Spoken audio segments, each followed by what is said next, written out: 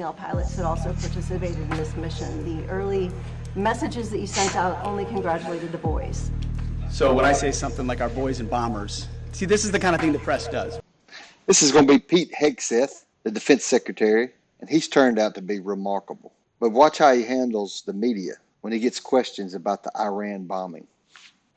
Because you, and I mean specifically you, the press, specifically you, the press corps, because you cheer against Trump so hard. So true. It's like in your DNA and in your blood to cheer against Trump. Because you want him not to be successful so bad, you have to cheer against the efficacy of these strikes. You have to hope maybe they weren't effective. Maybe the way the Trump administration has represented them isn't true. So let's take half-truths, spun information, leaked information, and then spin it. Spin it in every way we can to try to cause doubt and manipulate the public mind over whether or not our brave pilots were successful. With them, I mean, what changed in the past 3 days to make you so, Sir, I think I think I explained what changed. There was a great deal of irresponsible reporting based on leaks, preliminary information in low confidence. Again, when someone leaks something, they do it with an agenda. And when you leak a portion of an intelligence assessment, but just a little portion that makes it seem like maybe the strike wasn't effective, then you start a news cycle, whether it's the Washington Post or Fox News or CNN or MSNBC, you start a news cycle that starts to call into question the efficacy. No, that's why. So you bring the chairman here, who's not involved in politics. He didn't do politics. That's my lane to understand and translate and talk about those types of things. So I can use the word obliterated. He could use defeat, destroyed, assess, all of those things. But ultimately, we're here to clarify what these weapons are capable of. So under this guy, Pete Hegseth, the military has met its goals for the year in a time span way quicker than they had allotted. People respect this guy. He can go out there and do the drills with them. Look at the difference in our last Secretary of Defense and the one we have now. Which anyone with, two eyes, some ears, and a brain can recognize that kind of firepower with that specificity at that location and others is going to have a devastating effect. So we all recognize there will be days and weeks ahead. That's why yesterday I said, if you want to know what's going on at Fort O, you better go there and get a big shovel. Because no one's under there right now. No one's under there able to assess, and everyone's using reflections of what they see. And that's why the Israelis, the Iranians, the IAEA, the UN, to a man and to a woman who recognize the capability of this weapon system are acknowledging how destructive it's been. So that's what's changed. Just 3 or 4 days later. Keep watching. He's going to rip one lady in a minute. Tell her she's the worst. See, this is a point. This is how difficult it is to actually manage. You just watched a video of what this weapon is capable of. That's where we find our confidence, is in the skill of men and women and the capability of the systems they employed and the recognition so far in the reflections that it was a highly successful mission. So again, I go back to the IC, whether it's Director Radcliffe or ODNI Gabbard. I read the statements at the beginning. They're the ones aggregating the intelligence, and they're saying nuclear facilities were destroyed and would have to be rebuilt over a number of years. Facilities were destroyed. What do we got right here? Sir, you cited a body of credible intelligence to suggest that the damage at Fort O and other places. What is that referring to, and when can we see it? I was reading from the CIA director's statement, which came out last night. CIA, again, they do the BDA, they do the assessment. CIA can confirm that a body of credible intelligence indicates, it also goes on to say, new intelligence from historically reliable and accurate sources and methods. Now, you can imagine the CIA director is going to be very careful about how he articulates things of that sensitivity. Classified, secret, top secret, compartmentalized. He's going to know things that you're not going to know, that the press isn't going to know, and he's reflecting that the sources he's seeing are highly credible. They've given credible intelligence. They or those processes have given credible intelligence in the past, and that's what he's basing it on. Do you think we need to see that? Do you have a top secret clearance, sir? Eventually. Okay. Do we need to see that? I keep watching. At the end, I got a video from where Israel is thanking the United States. It's pretty cool. So keep watching. The American public wants to see it. Yes. Yeah, you. I wanted to ask briefly just. No, not you. Checkered shirt. Oh. Right there. So Mike Glenn with the Washington Times. Yes, sir. Thanks, sir. Anybody who's ever read a Battalion S2 report after a fight knows that it's usually, the initial report is usually wrong, sometimes grossly so.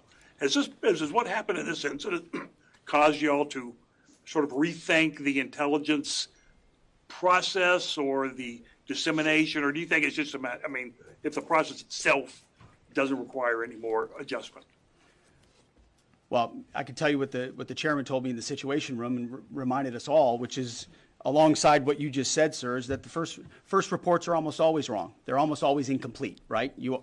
Anything, whether it's a squad level operation or a strategic level operation, the initial reflections you get are coming at you at a high rate of speed from a lot of different sources. So your job is to step back and assess them. And that's why we're urging caution about premising entire stories on biased leaks to biased publications trying to make something look bad. How about we take a beat, recognize first the success of our warriors, hold them up, tell their stories, celebrate that, wave an American flag, be proud of what we accomplished.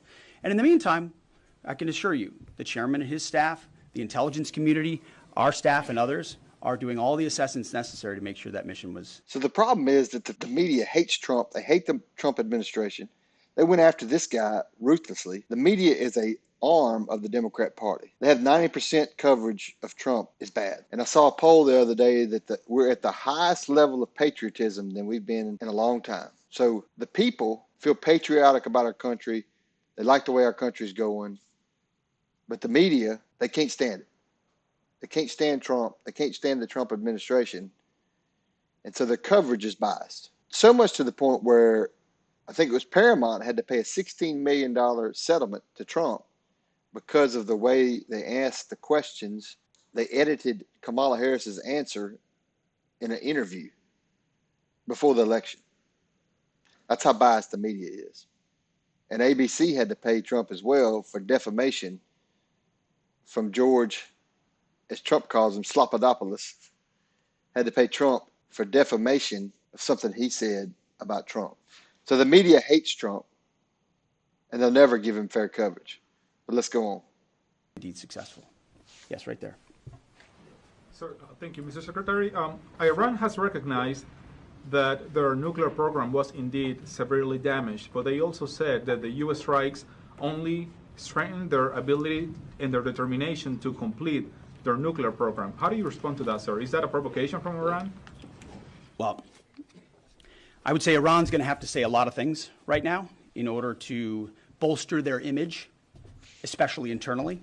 You know, in the media, there's a lot of things they'll say for domestic consumption. But we're watching very closely what they do. Again, that's the intel community. Our job as the chairman, the chairman laid it out so beautifully. Our job is to be prepared. And how proud are you? How proud am I? I didn't know the full story of those men and women 15 years ago who've been pointing at that target. That makes me proud to be an American. That's an awesome story. I hope we can tell more aspects of that in an unclassified way in the future. That's a great thing to know. Our job is to be prepared when the commander-in-chief calls based on those assessments. So, of course, our IC, the Intelligence Committee, will keep watching what Iran does and pay attention to that. But the president has created the contours, the opportunity for a deal, for peace, in something that the world said was intractable, that wasn't possible. And we got that peace, that ceasefire, that option, because of strength, because of his willingness to use American military might that no one else on the planet can do with the kind of planners and operators that the chairman just laid out. It's about highly enriched uranium. Do you have certainty that all the highly enriched uranium was inside the Fordo mountain, or some of it, because there were satellite photos that showed more than a dozen trucks there 2 days in advance? Are you certain none of that highly enriched uranium was moved? Of course, we're watching every single aspect, but Jennifer, you've been about the worst, the one who misrepresents the most intentionally. What the president says. I'm familiar. Report about the ventilation shafts on Saturday night, and in fact, I was the first to describe the B-2 bombers, the refueling, the entire mission with great accuracy. So I take issue with that. I appreciate you acknowledging that this was the first the most successful mission based on operational security that this department has done since you've been here, and I appreciate that. So Absolutely. we're looking at all aspects of intelligence and making sure we have a sense of what was where. Why not acknowledge the female pilots that also participated in this mission? The early messages that you sent out only congratulated the boys. So when I say something like our boys and bombers, see, this is the kind of thing the press does, right? Of course, the chairman mentioned a female bomber pilot. That's fantastic. She's fantastic. She's a hero. I want more female bomber pilots. I hope the men and women of our country sign up to do such brave and audacious things.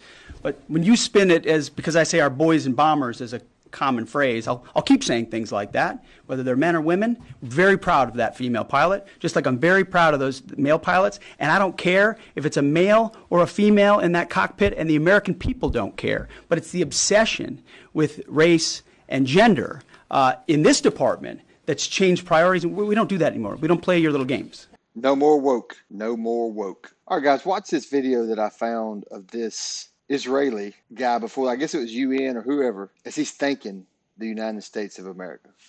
Watch this. So the entire world should say on record today, here and now, thank you. Thank you to the United States for removing the greatest threat to global security. Thank you, President Trump, for acting when so many hesitated. Thank you for protecting the free world with strength and with moral clarity. Now, some come here to denounce the United States and Israel. So let me ask you, where were you? Where were you when Iran raced toward the bomb? Where were you when it enriched uranium far beyond the point of civilian usage? When it buried entire fortress beneath mountain to prepare for our extermination? Where were you when Iran turned negotiation into theater and deceit into strategy? You were silent. You were complicit. You were afraid. You were bystanders. Months ago, I sat before this council and called for a coalition of the courageous. I called for a coalition with the moral clarity and strength to confront the greatest threat our world has seen since the Second World War. Last night, the leader of the free world acted with that courage. The United States acted, not just for itself, but for every nation that values freedom over radicalism. For every nation whose children deserve to grow up without the shadow of a nuclear disaster hanging over their heads. Now, the world must follow suit. Let the record show, when the world stood at the edge of a nuclear disaster, America stepped forward. When time ran out, America showed courage. And when the moment came to confront the forces of extinction, America led. Now it is time for the rest of the world to guarantee that the threat of a nuclear Iran never returns. Thank you, Madam President.